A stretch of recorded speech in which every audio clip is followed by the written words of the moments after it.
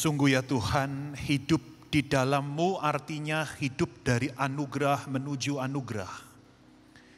Kasih karunia-Mu tidak pernah berkesudahan di dalam hidup kami.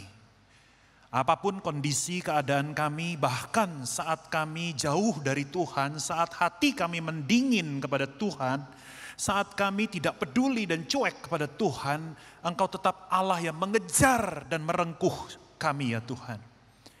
Sungguh anugerah-Mu itu besar.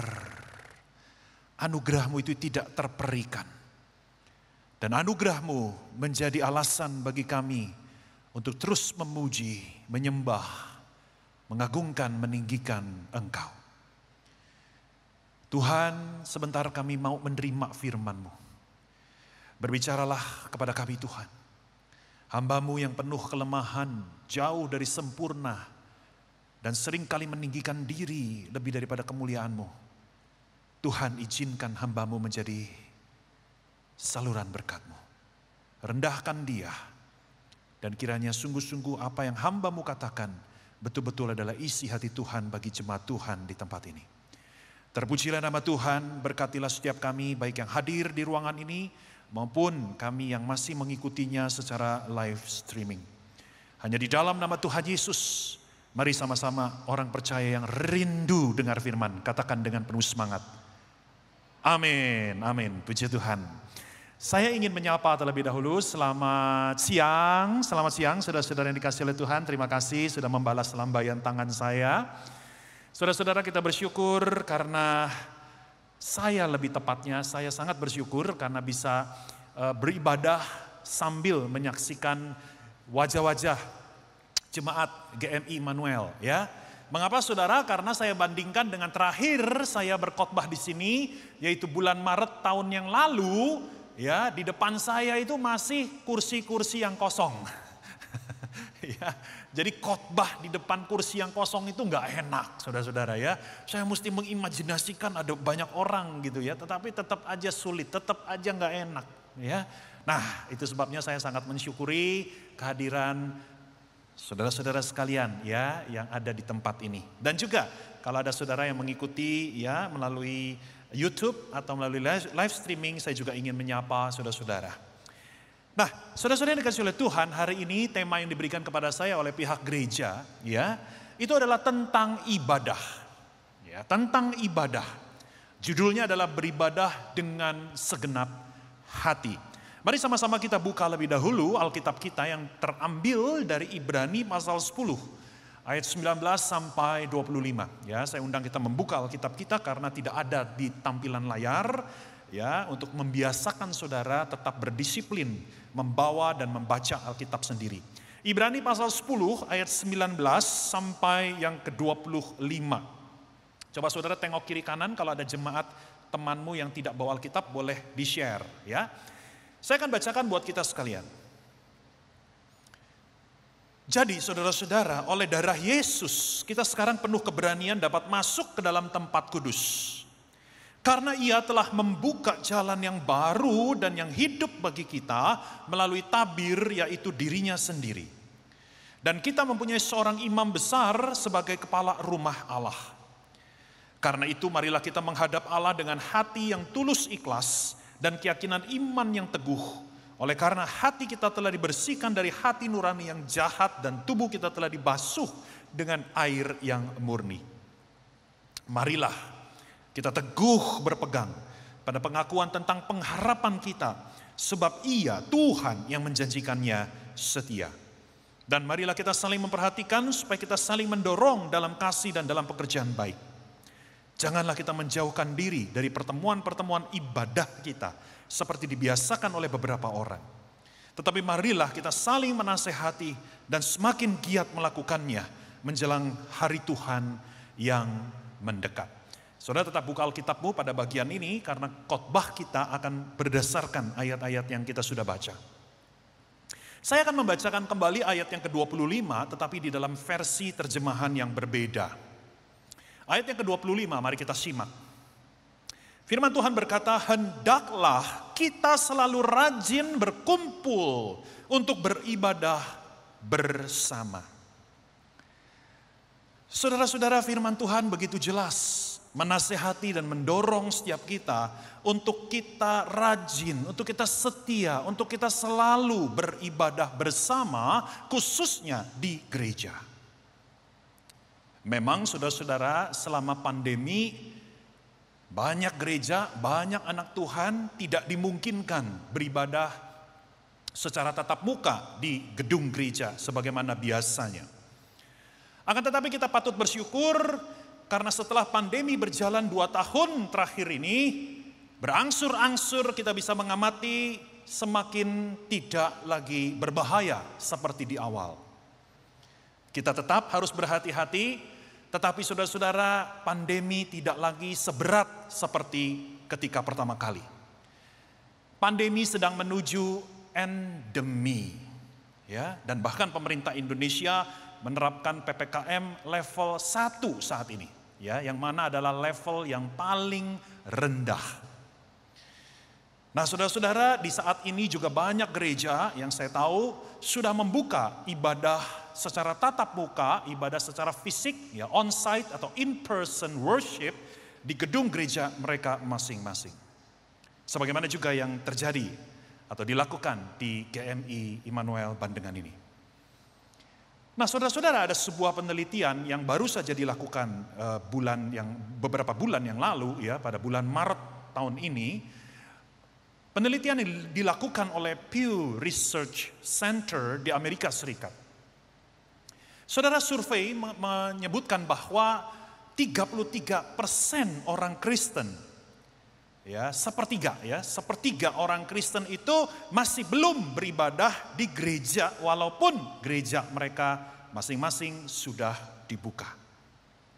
Nah, saudara, memang survei ini dilakukan di Amerika Serikat. Tetapi yang menarik ketika saya tadi ngobrol dengan Boksu Joshua, ya, ternyata keadaannya tidak jauh berbeda, khususnya dengan jemaat di gereja ini. Ya, sebagai perbandingan, jemaat KU2, ya, sebelum pandemi itu kurang lebih kisaran kehadirannya itu 280 sampai 300, betul ya, Boksu ya. Nah, dalam sebulan terakhir ini rata-rata kehadiran tadi saya sudah diberitahu kurang lebih antara 180 sampai 200 jemaat. Artinya mirip angkanya dengan hasil survei yang di Amerika Serikat, betul ya. Artinya saudara, masih ada kurang lebih 1/3 jemaat, ya, yang memang dulunya rutin datang. 1/3 ini saudara-saudara masih nyantol di rumah masing-masing, ya, masih ibadah di rumah masing-masing, ya. Mereka tidak datang ke gereja untuk beribadah bersama dengan kita. Nah, saudara, memang alasannya beragam, ya, dan kita juga harus berbaik sangka, ya. Kita jangan buru-buru menghakimi mereka yang belum datang ke gereja untuk beribadah. Ya, jangan buru-buru kita menilai, lu mah karena takut, lu kerohanian lu kurang kuat, kurang berani dan sebagainya. Saudara, kita harus hindari, ya, penghakiman seperti itu. Ya, karena saudara, kalau mereka memang masih khawatir dengan virus dan sebagainya, maka kita harus bisa memaklumi. Saudara, jangan lupa, walaupun tadi saya katakan bahwa pandemi sudah makin lama makin meringan, ya, makin tidak seberat dulu, tetapi jangan lupa kita tetap masih di tengah-tengah pandemi, ya. WHO maupun pemerintah Indonesia masih belum secara resmi mengatakan pandemi ini sudah usai. Nah, saudara, terlepas dari apapun alasan yang dimiliki, ya, oleh mereka yang belum datang ke gereja untuk beribadah, tetapi izinkan saya mau mengatakan satu hal yang tegas.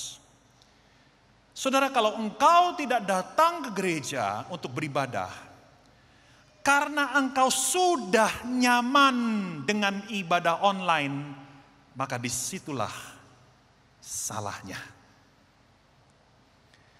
Saudara, apapun alasan yang kau miliki masih bisa diterima. Tetapi kalau engkau tidak datang ke gereja, kau tidak datang beribadah bersama-sama secara fisik di gedung gereja, ya, karena alasan utama atau bahkan alasan satu-satunya adalah karena kita sudah nyaman beribadah mengikuti secara online, secara live streaming, maka saudara, saya harus katakan itu salah. Saudara, memang di satu sisi kita patut akui ibadah online itu jauh lebih nyaman. Setuju ya? Jangankan saudara, saya pengkhotbah aja saya sebetulnya kalau suruh pilih saya lebih nyaman online. Ya, karena kalau khotbah online saudara, saya nggak perlu pakai celana macam-macam, cukup celana pendek asal nggak kelihatan kamera. Iya kan? Tapi kalau saya harus khotbah onsite, waduh, mesti pakai sepatu, mesti pakai jas lengkap dan segala macam, saudara-saudara. Ya, saya yakin saudara kalau kita boleh pilih, ya mungkin kalau dari sisi kenyamanan betul, yes, bahwa yang namanya ibadah online itu jauh lebih nyaman. Tetapi sekali lagi, kita tidak boleh berhenti hanya pada kenyamanan. Kenyamanan bukanlah dasar atau alasan satu-satunya untuk kita memutuskan apakah kita beribadah secara online atau secara onsite. Nah saudara, itu sebabnya kita akan sama-sama merenungkan pernyataan berikut ini. Ya, pernyataan ini berdasarkan dari ayat 25 yang tadi kita sudah baca. Pernyataannya berbunyi begini. Kita bersama beribadah pada setiap hari Minggu. Pernyataan ini terkesan sederhana dan saya yakin semua orang Kristen kalau ditanya pasti langsung dengan segera menyetujuinya.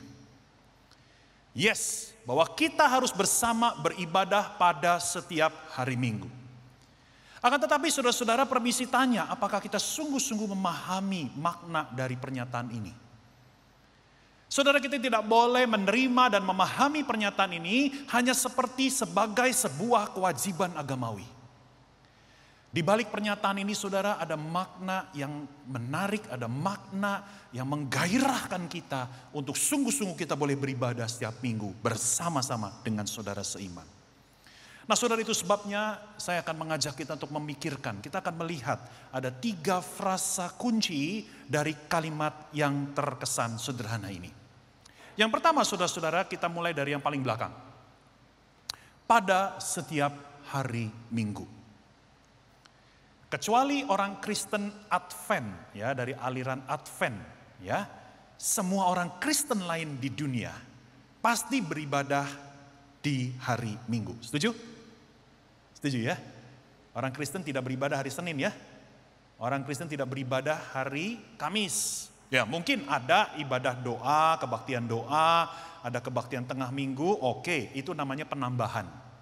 Tetapi saya yakin gereja manapun di dunia ini, walaupun punya ibadah tengah minggu, ibadah doa hari Rabu, pasti hari Minggu juga mereka ada ibadah. Betul ya? Nah saudara-saudara, pernah gak kita berpikir mengapa kita orang Kristen itu beribadah pada hari Minggu?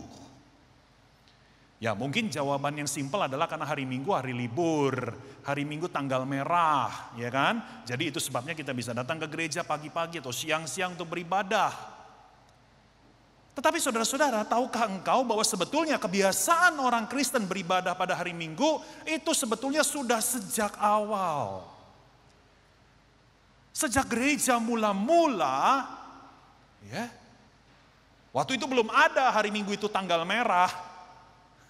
Ya, saudara, mereka sudah beribadah sejak awal pada hari Minggu. Saudara bisa baca nanti di rumah Kisah Rasul pasal 20 ayat yang ke-7, 1 Korintus pasal 16 ayat 1 sampai 2, Wahyu pasal 1 ayat 10.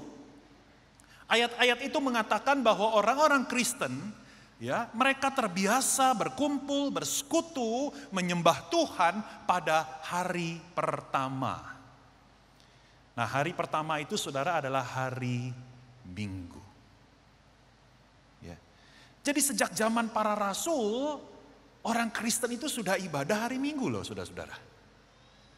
Itu bukan terjadi atau bukan mulai ratusan tahun lalu, bukan. Tapi itu mulai dari 2 milenia yang lalu, sejak kekristenan perdana. Nah, mungkin kita mengaitkannya dengan perintah Allah dalam perjanjian lama. Ya, seperti di dalam 10 hukum Allah. Di dalam Keluaran pasal 20.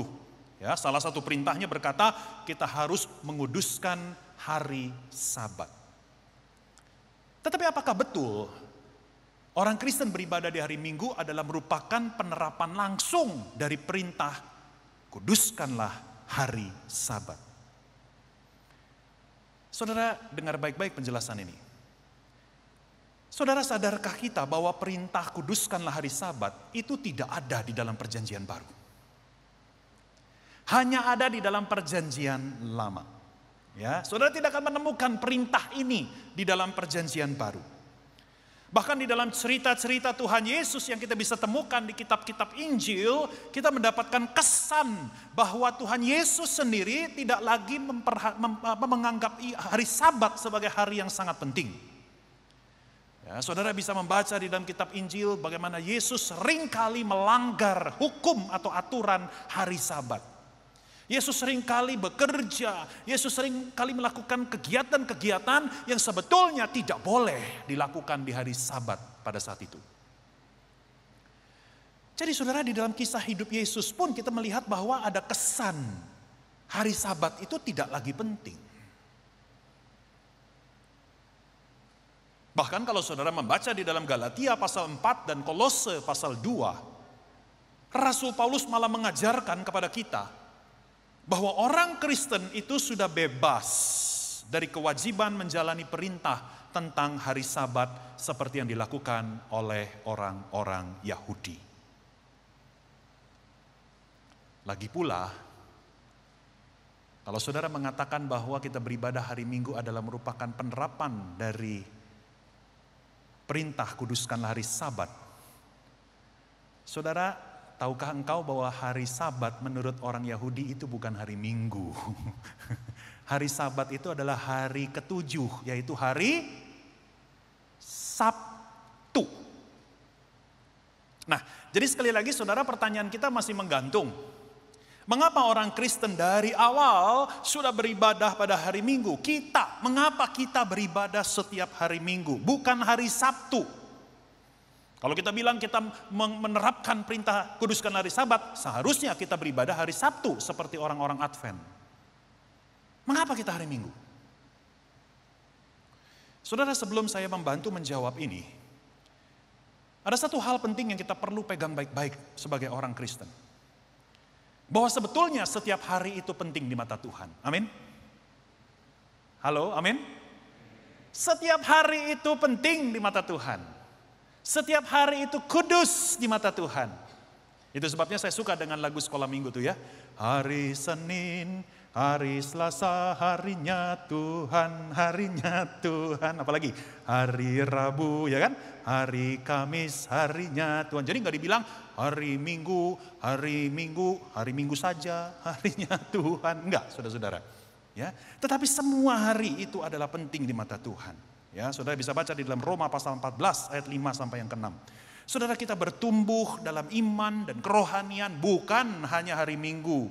Kita bertumbuh di dalam hari Senin sampai Minggu. Kita mengalami Tuhan bukan hanya pada hari Minggu. Kita bisa menjumpai Tuhan di dalam hari-hari lain juga. Jadi artinya saudara, mari kita pegang baik-baik bahwa semua hari penting. Semua hari spesial. Semua hari itu kudus di hadapan Tuhan. Tetapi sekali lagi, mengapa orang Kristen menetapkan bahwa hari Minggu sebagai hari di mana kita beribadah? Nah saudara, alasannya begini. Nah ini jawabannya ya. Gereja beribadah pada setiap hari Minggu sebagai peringatan dan perayaan kebangkitan Yesus Kristus. Oh saudara, sekarang mulai clear ya. Karena kita tahu Yesus Kristus bangkit pada hari Minggu, hari ketiga, betul.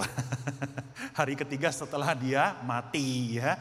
Tetapi hari Minggu dia bangkit. Ya. Saudara-saudara, hari Minggu adalah hari di mana Yesus bangkit dari kematian. Itu sebabnya saudara-saudara, para teolog seringkali menyebut hari Minggu itu sebagai hari Paskah kecil, Little Easter. Ya, untuk membedakan dengan Easter atau Paskah yang terjadi hanya satu kali setahun. Tetapi hari Minggu, setiap hari Minggu sepanjang tahun itu adalah Paskah kecil.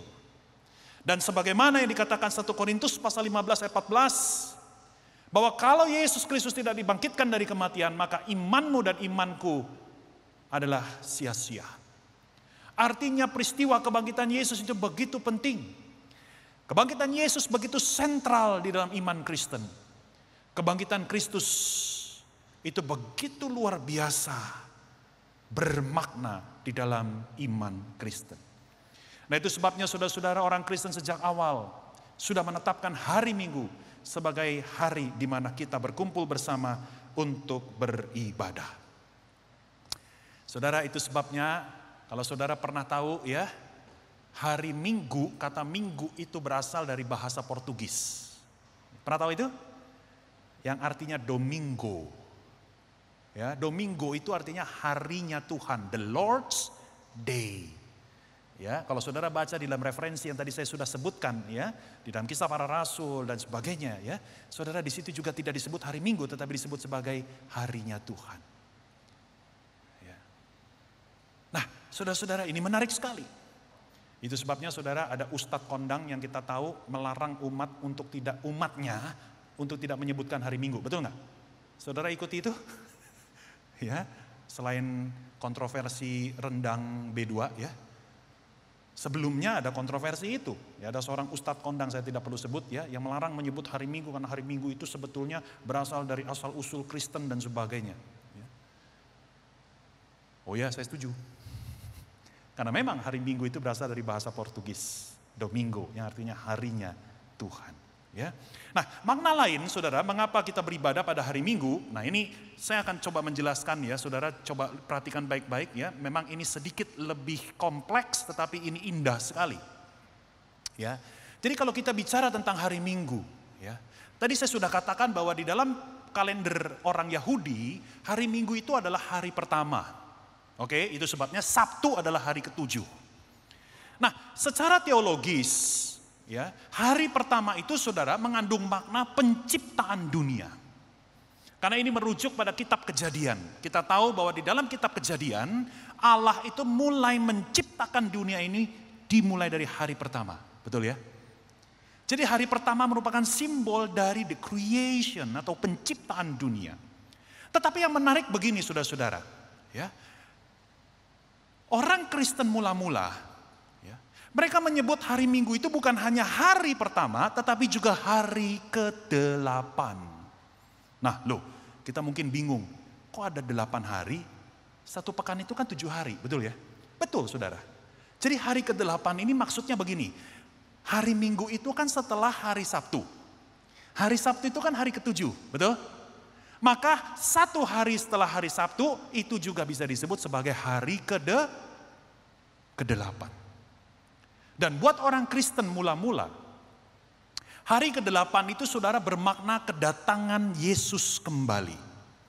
Karena begini saudara, kita mesti ingat bahwa dari hari pertama sampai hari ke-7, kalau kita lihat di dalam kitab Kejadian, maka itu semua berbicara tentang penciptaan dunia. Hari pertama sampai hari ke-7, itu bicara atau merupakan simbol dari dunia ciptaan yang berlangsung sampai sekarang. Maka saudara, hari ke-8 yang merupakan hari setelah itu semua bermakna adalah ketika Yesus datang kembali, ketika dunia ini berakhir. Maka saudara-saudara, buat gereja mula-mula ya, ini sangat menarik. Hari Minggu sebagai hari pertama yang bermakna the creation atau penciptaan dunia. Sekaligus hari Minggu adalah hari ke-8 yang bermakna sebagai the return of Christ atau kedatangan Yesus kembali digabungkan. Maka kita melihat ada satu makna tunggal. Hari Minggu adalah hari di mana kita menantikan pemulihan dunia pada saat kedatangan Yesus kembali. Itu sebabnya saudara-saudara orang Kristen di gereja mula-mula, setiap kali mereka beribadah, mereka selalu meneriakan Maranatha. Yang artinya adalah Lord, come again. Tuhan atau Yesus, datanglah kembali. Ya, saudara-saudara, kalau engkau punya mesin waktu, saudara kembali ke zaman dulu, saudara ikut ibadah gereja mula-mula, saudara pasti akan mendengarkan teriakan Maranatha. Ya, karena sekali lagi ibadah mereka sangat bersifat eskatologis. Ibadah mereka sangat syarat dengan makna bahwa kita juga menantikan kedatangan Yesus kembali akan memulihkan dunia ini. Kita lihat bagian kedua, beribadah. Ya, jadi kita sudah selesai dengan pada hari Minggu. Nah, saudara-saudara, hal terpenting dan terpasti yang dilakukan oleh orang Kristen di seluruh muka bumi ini pada hari Minggu adalah beribadah. Betul ya? Nah, saudara, seringkali kita mengikuti ibadah semata-mata karena itu kewajiban. Kita mengikuti ibadah karena semata-mata itu sebuah kebiasaan yang sudah kita lakukan sejak kita lahir, sejak kita sekolah minggu, karena kita memang dilahirkan dalam keluarga Kristen. Akan tetapi saudara-saudara, mari kita bertanya kepada diri sendiri, sesungguhnya apa itu makna ibadah? Di satu sisi betul, ibadah adalah saat dimana kita memuji, kita menyembah, kita meninggikan, kita memuliakan, kita mengagungkan Tuhan. Ya, kita memberi, kita mempersembahkan yang terbaik dari diri kita bagi Tuhan. Tetapi di sisi yang lain, ini yang sering kali kita lupakan, di dalam ibadah Tuhan juga mencurahkan berkat-berkat rohani bagi kita anak-anaknya. Nah, saudara, berdasarkan Ibrani pasal 10 ini kita akan melihat ada 3 berkat atau 3 makna rohani di dalam ibadah. Yang pasti sebetulnya ada di dalam ibadah. Yang sudah tersedia bagi setiap kita yang ikut dalam ibadah. Yang pertama, saudara-saudara, ya, di dalam ibadah kita menikmati hubungan dengan Allah. Itulah yang dikatakan di dalam ayat yang ke-19 sampai yang ke-20. Saudara, kalau engkau membaca di dalam pasal-pasal sebelumnya, di dalam ayat-ayat yang sebelumnya, saudara, di sini penulis surat Ibrani menggambarkan, menyebut Yesus Kristus itu sebagai sang imam besar. Saudara, apa tugas seorang imam besar? Kalau saudara membaca di dalam perjanjian lama, imam besar itu saudara menjadi jembatan antara manusia berdosa dengan Allah yang Maha Kudus. Pada zaman dulu, saudara-saudara, orang-orang itu tidak bisa langsung menghadap hadirat Allah. Harus ada yang mewakili mereka. Satu orang saja yang mewakili mereka. Untuk masuk ke ruang Maha Kudus. Guna menyampaikan kepentingan umat Allah di hadapan Allah. Dan orang itu yang menjadi wakil itu, dialah sang imam besar. Imam besar adalah jembatan antara orang berdosa dengan Allah. Saudara-saudara, Yesus Kristus dikatakan di dalam ayat-ayat ini, dia adalah sang imam besar yang sejati. Dialah yang masuk ke dalam hadirat Bapanya dan dia membuka jalan yang baru bagi kita. Saudara-saudara, kita tahu ketika Yesus mati di atas kayu salib, maka tirai yang memisahkan antara ruang Maha Kudus dengan ruang kudus di bait suci terbelah 2 dari atas. Betul? Saudara, ini memiliki signifikansi yang luar biasa kalau kita renungkan. Saudara, selama berabad-abad ruang kudus dan ruang Maha Kudus itu dipisahkan dengan sebuah tirai yang besar dan berat. Tidak boleh ada satu orang pun yang bisa masuk ke dalam selain imam besar, dan itu pun hanya 1 kali setahun. Saudara, mengapa ada tirai di situ? Karena ruang Maha Kudus adalah tempat hadirat Allah yang Maha Kudus. Sehingga tirai itu ada di sana supaya bisa memisahkan orang berdosa. Supaya orang berdosa tidak bisa masuk ke dalam hadirat Allah. Atau dalam perkataan lain, tirai itu menggambarkan bahwa hubungan Allah dengan manusia berdosa terputus. Tetapi ketika Yesus mati di atas kayu salib, tirai itu terbelah dari atas ke bawah menjadi 2. Artinya, karya Yesus sudah meruntuhkan segala tembok penghalang itu. Amin. Saudara, artinya engkau dan saya sekarang punya akses. Engkau dan saya punya jalan masuk, itu yang disebut dengan jalan yang baru. Engkau dan saya sekarang punya relasi dengan Allah. Dan kita bisa memanggilnya dengan panggilan yang mesra. Bapa kami. Saudara-saudara, di dalam ibadah kita menikmati relasi hubungan dengan Allah. Ada saatnya kita berbicara kepada Allah dan Allah mendengarkan kita. Ada saatnya Allah yang berbicara kepada kita dan kita mendengarkan Dia. Kita menikmati hubungan 2 arah antara kita dengan Allah. Saudara, setiap kali saya melihat orang-orang terkenal ya seperti Angelina Jolie ya yang mengadopsi anak ya, dia mengadopsi anak pengungsi dari Kamboja, ya. Sebetulnya anak ini dari latar belakang keluarga yang sangat miskin, yang sangat tidak beruntung, tetapi diadopsi oleh Angelina Jolie ketika itu dia masih menikah dengan Brad Pitt, ya. Dan akhirnya menjadi anak mereka dan diasuh, dibesarkan, saudara, dan menjadi orang yang beruntung, ya, mendapatkan pendidikan yang baik, tinggal di Amerika dan sebagainya dan sebagainya. Seringkali ketika kita melihat atau mendengarkan berita-berita seperti ini, kita merasa iri. Wah, seandainya saya juga dulu diadopsi oleh orang yang lebih kaya lagi, oleh orang yang lebih hebat, tentu hidup saya akan jauh lebih beruntung. Saudara, engkau lupa bahwa engkau sudah jadi anak dari Bapa pencipta alam semesta. Amin. Saudara, engkau jauh lebih beruntung daripada siapapun yang belum punya relasi dengan Tuhan. Yang berikutnya, saudara-saudara, di dalam ibadah, ya, kita juga menikmati pengampunan dari Allah. Kita menerima pengampunan dari Allah. Itu yang dikatakan ayat 21 sampai ke 22. Saudara, Yesus adalah imam besar yang sejati.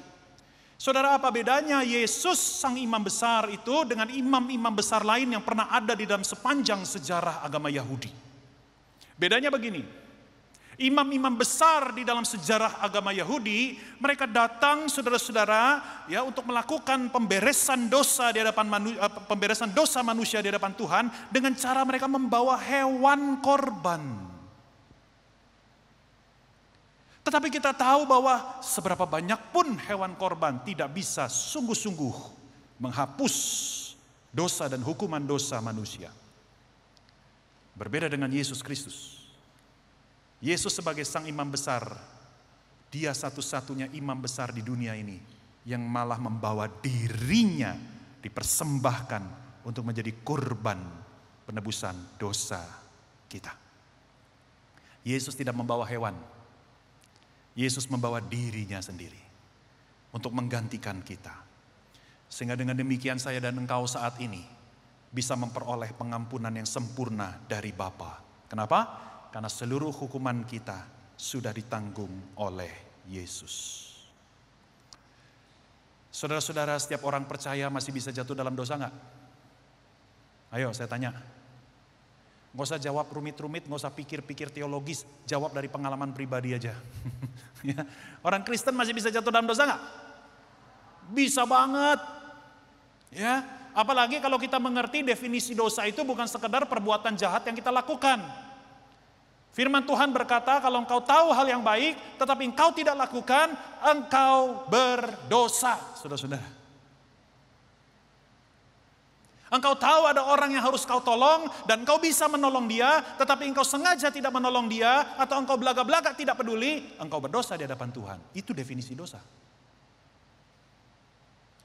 Dan bahkan dosa itu bicara motivasi. Kita bisa saja melakukan pelayanan dengan giat, kita bisa saja melakukan perbuatan-perbuatan baik yang menolong orang lain, tetapi kalau motivasi kita untuk kesombongan diri, itu pun juga dosa di hadapan Tuhan. Jadi artinya saudara-saudara, engkau dan saya ini sebetulnya gampang sekali dan sering sekali kita masih jatuh di dalam dosa. Itu sebabnya saudara-saudara penting untuk kita datang ke dalam ibadah. Kita dengan jujur membawa seluruh pergumulan dan dosa-dosa yang kita sudah lakukan. Saudara, kalau engkau datang ke ibadah dan engkau masih memakai topeng, berarti engkau tidak mengerti makna ibadah. Ibadah adalah satu-satunya waktu di mana engkau bisa jujur di hadapan Tuhan. Amin. Engkau bisa telanjang di hadapan Tuhan. Engkau bisa katakan apapun dosa yang kau sudah lakukan. Dan ini kabar baiknya, Tuhan tidak pernah alergi dengan dosa-dosa kita. Tentu dia benci dosa-dosa kita. Tetapi dia begitu mengasihi kita dan pengampunan dari Tuhan selalu tersedia bagi kita. Amin. Saudara, itulah yang dikatakan di dalam Ibrani pasal 4 ayat 16, bahwa kita datang kepada Allah adalah datang kepada tahta kasih karunia. Kita tidak datang kepada tahta penghukuman. 1 Yohanes pasal 1 ayat 9 mengatakan bahwa kalau kita mengaku dosa, maka Allah itu adalah adil dan setia. Dia akan mengampuni dan menyucikan kita. Saudara-saudara, datanglah kepada Tuhan dalam ibadah. Bawa seluruh beban, rasa bersalahmu, rasa tertuduhmu, yang menggerogoti hatimu dari dalam seperti kanker, bawa kepada Tuhan. Dan percayalah, kalau engkau sungguh-sungguh jujur dan tulus mengakui dosamu, maka engkau pasti akan mendapatkan kelegaan yang sempurna dari Dia. Amin. Dan itu terjadi di dalam ibadah. Yang berikutnya saudara, di dalam ibadah kita juga mengalami pengharapan dalam Allah diteguhkan.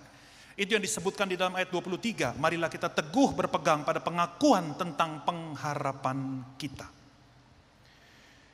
Saudara-saudara, mengapa sih seseorang itu mudah putus asa? Coba saudara pikir baik-baik. Mengapa seorang anak Tuhan putus asa? Tentu jawaban yang mudah adalah karena kita mengalami masalah, karena kita mengalami hambatan, karena kita mengalami rintangan yang berat. Itu yang membuat kita putus asa. Betul. Tetapi kalau kita pikirkan lebih dalam lagi, sebetulnya akar dari keputusasaan kita itu bukan rintangan atau masalah berat yang kita sedang hadapi. Mengapa saya berani mengatakan begitu?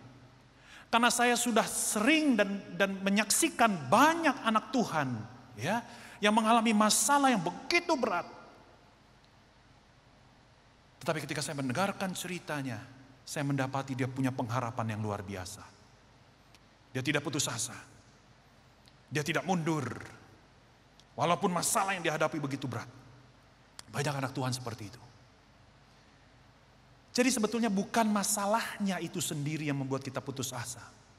Ada sesuatu yang jauh lebih dalam yang membuat orang Kristen sekalipun mudah putus asa. Apa itu saudara? Nah saudara dengar, ini hasil perenungan saya. Akar dari keputusasaan orang Kristen bukan masalah yang berat.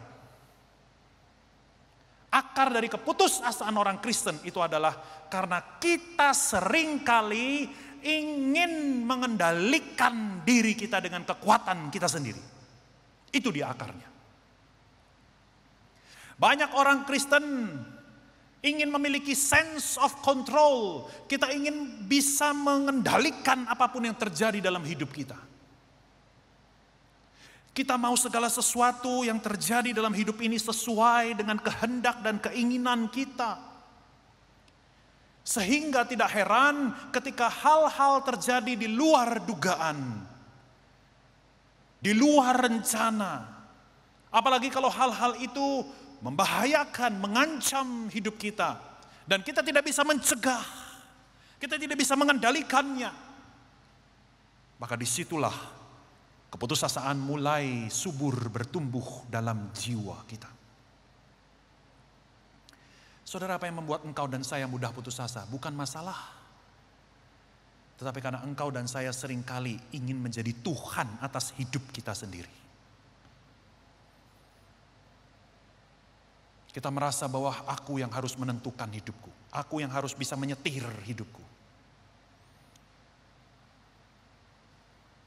Saudara-saudara, di dalam ibadah kita diingatkan siapa sebenarnya Tuhan atas hidup kita. Yang pasti bukan diri kita. Allah yang telah menciptakan dan menebus kita, Dia adalah Allah yang menguasai dan mengendalikan hidup kita. Dan Dia adalah Allah yang penuh kasih sekaligus penuh kuasa. Saudara, kalau Allah maha kasih, tidak maha kuasa, maka Dia adalah Allah yang tidak berdaya. Kalau Dia adalah Allah yang maha kuasa tetapi tidak maha kasih, maka Dia adalah Allah yang jahat alias Allah yang cuek sama kita. Tetapi kita bersyukur karena Allah yang memiliki hidup kita adalah Allah yang maha kasih dan maha kuasa. Saudara, ibadah membawa kita kepada pengakuan kembali bahwa Tuhan, Engkaulah pemilik hidupku. Tuhan, Engkaulah yang menguasai dan mengendalikan hidupku. Saudara, saya kasih contoh kecil saja. Misalnya ketika saudara membaca pengakuan iman rasuli. Aku percaya kepada Allah Bapa yang Maha Kuasa, Khalik langit dan bumi, pencipta langit dan bumi. Saudara sadar enggak? Ketika saudara mengucapkan kalimat itu, sebetulnya di saat yang sama, saudara seolah-olah sedang berkata pada diri sendiri. Saya sedang berkata kepada diri sendiri, saya tidak percaya pada Jimmy Setiawan. Dia bukan Allah yang Maha Kuasa. Dia bukan pencipta langit dan bumi. Tetapi Allah Bapa di sorga. Amin. Saudara, mulai hari ini, baca pengakuan iman rasuli jangan cuma sekedar kebiasaan. Ya, aku percaya kepada Allah Bapa yang Maha Kuasa. Artinya, aku tidak percaya pada diriku sendiri sebagai Tuhan yang Maha Kuasa. Ya. Saudara, di dalam khotbah engkau diteguhkan siapa itu Tuhan. Melalui puji-pujian, ya kan? Kaulah Tuhanku, Kaulah Rajaku. Ya, saudara, engkau diingatkan siapa Tuhan di dalam hidup. Saudara, belum lama Jakarta mengadakan lomba Formula E, betul ya? Formula E ya. Saudara, seringkali orang Kristen itu seperti gini nih. Saudara, kebayang nggak kita naik mobil, melewati jalan yang sulit, melewati medan yang berat, ya? Kita naik mobil, saya mau pegang setir, saya mau kendalikan mobilnya, padahal di sebelah kita ada pembalap kaliber Formula A. Ngerti nggak maksudnya? Ya, sehingga ketika kita mengalami medan yang sulit, kita menjadi frustrasi, kita menjadi takut, kita menjadi khawatir, kita menjadi putus asa, karena kita bukan seorang pengemudi yang terbaik. Di sebelah kita, saudara, ada seorang pengendara Formula One yang sudah berpengalaman. Tetapi kita membiarkan dia jadi penumpang saja. Ya gak heran kita menjadi frustrasi.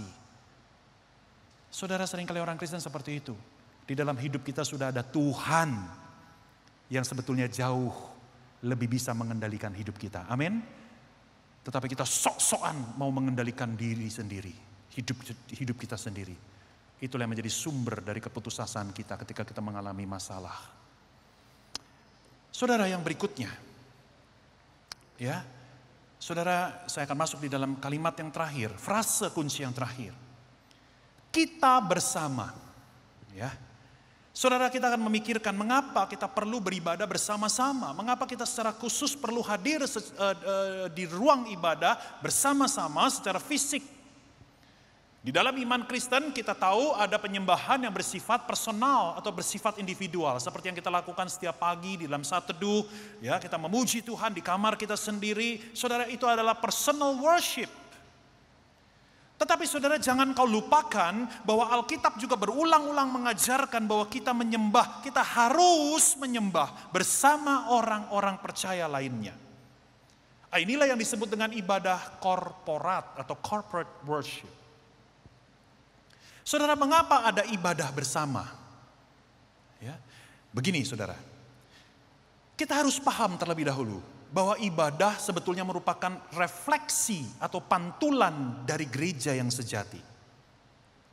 Dan kalau kita bicara gereja, gereja itu pada hakikatnya berbeda dari kumpulan orang-orang. Gereja adalah komunitas di mana orang-orang percaya di dalamnya saling terhubung dengan erat. Dan hubungan orang-orang di dalam gereja bukan sekedar hubungan status. Bahwa kita sama-sama anggota GMI, bahwa kita sama-sama orang Kristen.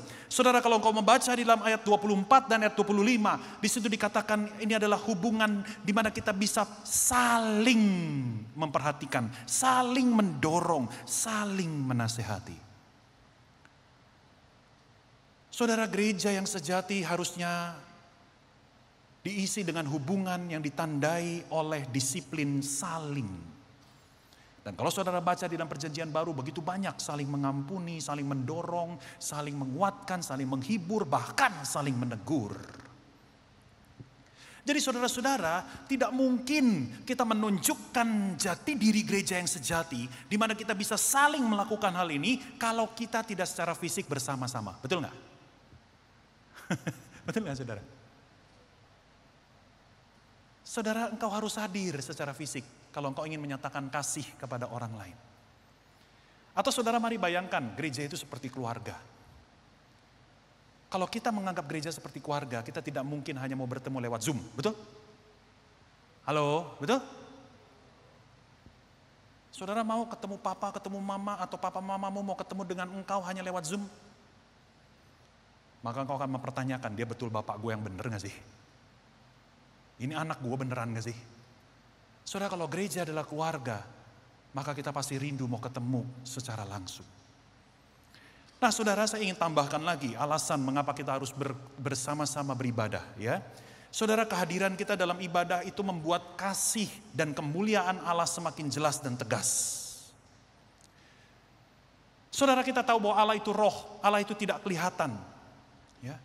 Nah, pertanyaannya, dari mana orang-orang tahu kemuliaan dan kasih Allah yang tidak kelihatan itu? Jawabannya adalah melalui kita, anak-anaknya. Melalui kita, melalui ibadah yang kita lakukan, melalui perilaku kita, melalui sikap-sikap yang kita tunjukkan kepada Allah maupun kepada sesama saudara seiman di dalam ibadah, maka orang-orang akan melihat kasih dan kemuliaan Allah. Saudara, ada seorang sejarawan Kristen abad pertama bernama Tertullianus. Dia bercerita tentang seorang kaisar Romawi. Ya, dia ingin menemukan kesalahan-kesalahan berat dari orang Kristen supaya dia bisa menghukum mereka. Lalu kaisar Romawi ini mengutus seorang mata-mata, ya, mengirimkan seorang mata-mata untuk masuk ke dalam komunitas orang Kristen, mengamati gerak-gerik mereka khususnya ketika mereka beribadah. Setelah sekian lama, saudara-saudara, mata-mata itu pun kembali kepada kaisar untuk memberikan laporan. Dan laporannya berbunyi begini, saudara dengar baik-baik. Orang-orang Kristen ini suka melakukan hal-hal yang aneh. Misalnya, mereka sering menyebut nama Yesus Kristus padahal orangnya nggak ada di tengah-tengah mereka. Aneh kan? Dan yang lebih aneh lagi membuat saya heran adalah mereka begitu mengasihi Yesus Kristus.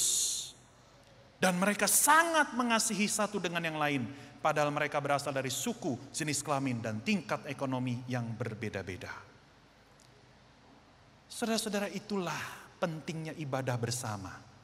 Ketika kita berkumpul bersama-sama, ketika kita sungguh-sungguh menyatakan penyembahan yang luar biasa di hadapan Tuhan, kita dengan semangat, dengan antusias, kita menunjukkan penyembahan seperti itu. Maka siapapun orang-orang di luar sana yang kalau datang ke gereja kita, mereka akan menyaksikan kita dan mereka akan berkesimpulan, sungguh Tuhan yang dipercayai oleh orang Kristen adalah Tuhan yang luar biasa. Saudara, itulah yang dikatakan oleh Paulus di dalam surat Korintus. Paulus berkata, kalau ada orang bukan Kristen datang ke dalam gerejamu, dia ikut ibadahmu, dia harus bisa sampai akhirnya mengakui bahwa Tuhan orang Kristen adalah Tuhan yang nyata. Melalui apa? Melalui dia melihat penyembahan kita. Penyembahan kita yang sungguh-sungguh, penyembahan kita yang penuh hormat, penyembahan kita yang penuh sukacita, penyembahan kita yang penuh semangat. Kita akan menjadi traktat yang hidup kepada dunia ini, menyatakan betapa Tuhan itu agung dan besar. Saudara, saya akan tutup khotbah saya. Saya akan tutup khotbah ini dengan satu kutipan dari seseorang yang saudara pasti harus kenal. Kalau saudara orang Metodis tidak kenal orang ini, kelewatan. Kalau kata Bang Haji Roma Irama, terlalu, saudara-saudara. Saudara, siapakah dia? Ya, yaitu adalah pendiri dari gereja Metodis, yaitu John Wesley.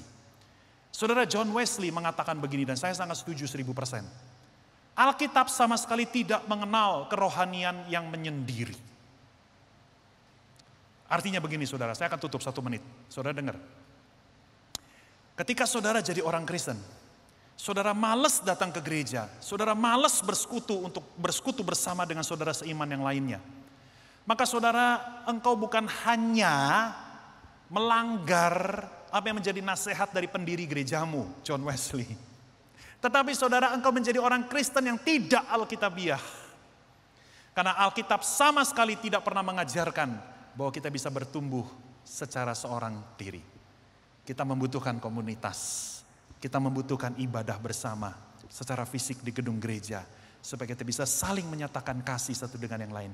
Dan kita bisa memperagakan kemuliaan Allah kepada siapapun yang akan datang ke ibadah gereja ini. Mari sama-sama kita tundukkan kepala, kita berdoa.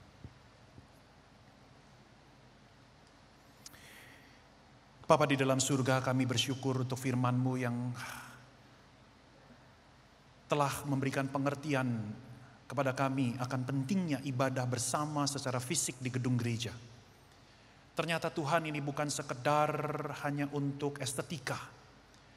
Bukan sekedar untuk tidak malu kalau gereja kami gedungnya kosong. Tetapi lebih dari itu Tuhan, ketika kami datang, ketika kami hadir di ruang ibadah bersama-sama, maka kami bisa secara leluasa menyatakan kasih satu dengan yang lain, yang justru itu yang Tuhan kehendaki. Dan bukan hanya itu, ketika kami bersama-sama beribadah, maka kami bisa memperagakan secara lebih baik, secara lebih tegas, secara lebih konkret akan Allah yang mulia itu. Tuhan tolonglah kami. Pandemi memang belum selesai. Tetapi Tuhan, kalau benar-benar keadaan semakin membaik, berikan kami keberanian dan kesetiaan untuk kami boleh melangkahkan kaki dan beribadah bersama dengan saudara seiman di gereja ini. Terpujilah nama Tuhan. Hanya di dalam nama Tuhan Yesus, sama-sama orang percaya yang bersyukur karena firman Tuhan. Katakan, amin. Puji Tuhan.